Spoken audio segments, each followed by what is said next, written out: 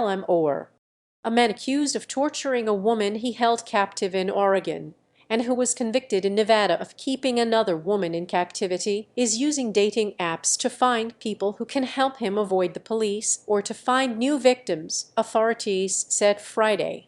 Benjamin Obadiah Foster, 36, is the subject of an intensive, round-the-clock search by police after a woman was found unconscious, bound and near death in Grants Pass, Oregon, on Tuesday. She was hospitalized in critical condition. On Thursday night, Grants Pass police, sheriff's deputies, and Oregon State Police SWAT team and federal agents raided a property in the unincorporated community of Wolf Creek, some 20 miles 32 kilometers north of Grants Pass, where they seized Foster's car and arrested a 68-year-old woman for hindering prosecution. Foster managed to escape. Authorities provided no other details, but the area, right off Interstate 5, is thickly forested and mountainous. The woman, Tina Marie Jones, had followed Foster in a vehicle earlier Thursday as he drove to a remote location in Wolf Creek, then intentionally drove his 2008 Nissan Sentra over an embankment, according to court documents. Jones then gave Foster a ride to the property that was raided Thursday night and where Foster had been hiding while police searched for him, according to Josephine County Circuit Court records. Grants Pass police said Foster is actively using online dating applications to contact unsuspecting individuals who may be lured into assisting with the suspect's escape or potentially as additional victims.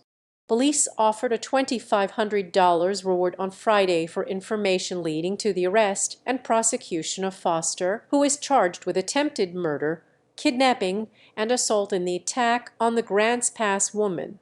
Foster's public defender in the Las Vegas case did not immediately respond to emails from the Associated Press seeking comment on Foster's behalf.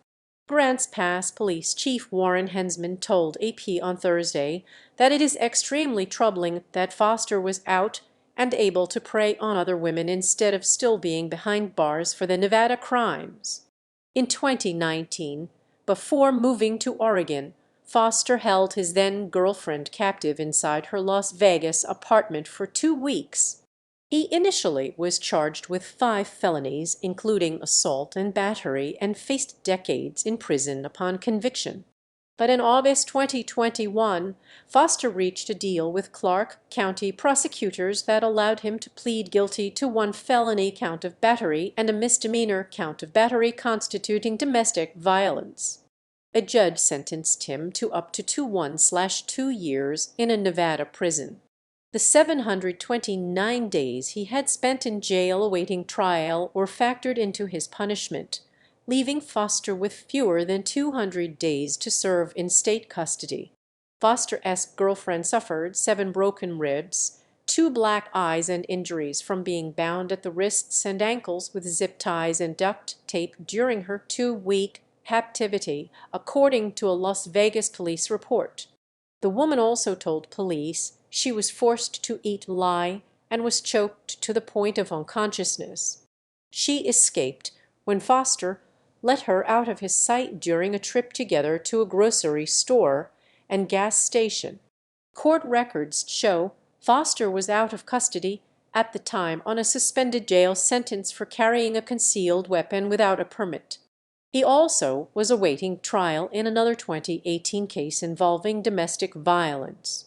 But Foster's plea deal with prosecutors in 2021 settled the domestic violence case, a copy of the agreement shows, and he was sentenced to credit for time served.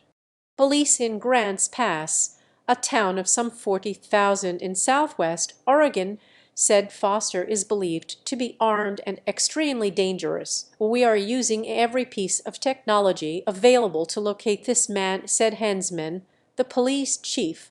Hensman said he didn't have time to think about how authorities in Nevada handled Foster's crimes there. "Whatever happened in the past," he said, "we can talk about those situations later.